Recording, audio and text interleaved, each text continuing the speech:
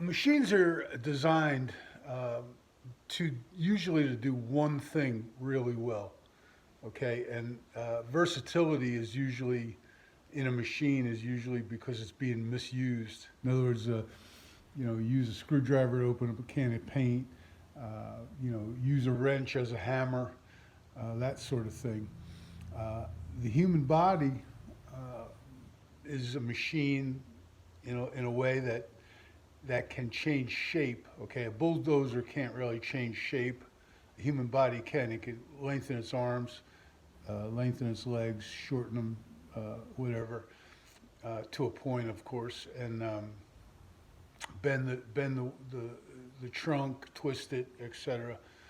Uh, but what you want to be careful of is not falling into the trap that a single technique or method is the way to do things. Okay, uh, for example, you wouldn't use a bulldozer to try and win a drag race, and you wouldn't use a dragster or a drag race car to move a load of dirt. Um, Both of them do what they do very well, and do other things not so well.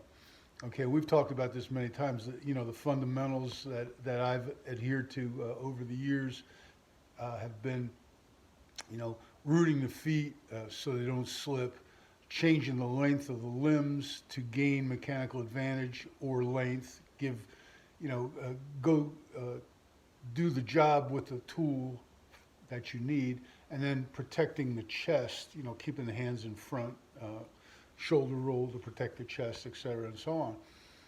Uh, when you when you adhere to these principles, okay, the technique comes down to this: what is the load? What is the job you're trying to do?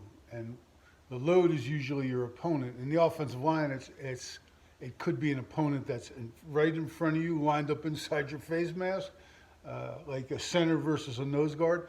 Could be a linebacker, 4 yards away.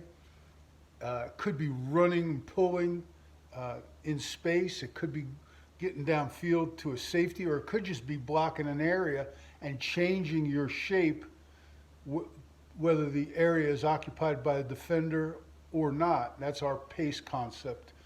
In other words, if we don't hurry into space, okay, uh, unless the space is occupied by a defender. Okay, we never run to get into an open space. We always try to modify our pace, slow it down to get into that open space and control it if it's our area to control. Okay, so going to the load, as I've explained before, is simply your opponent, his mass, his height, weight, etc. Okay, and his intention.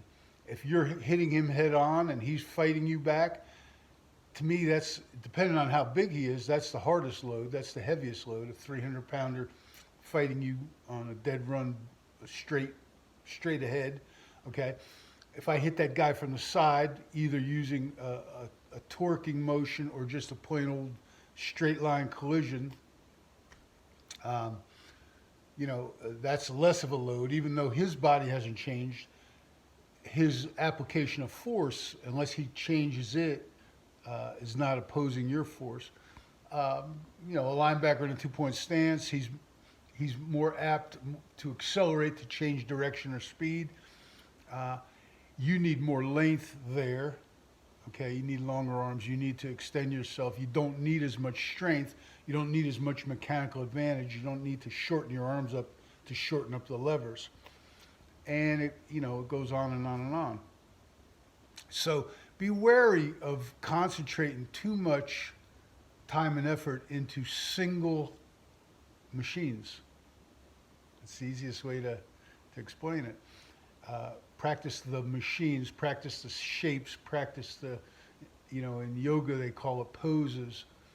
Practice the arts of different shapes to do different jobs. Simple. It's a simple idea. I don't know. It can't be too much more than that. okay? You got to be tough, mentally and physically. Thanks, bye.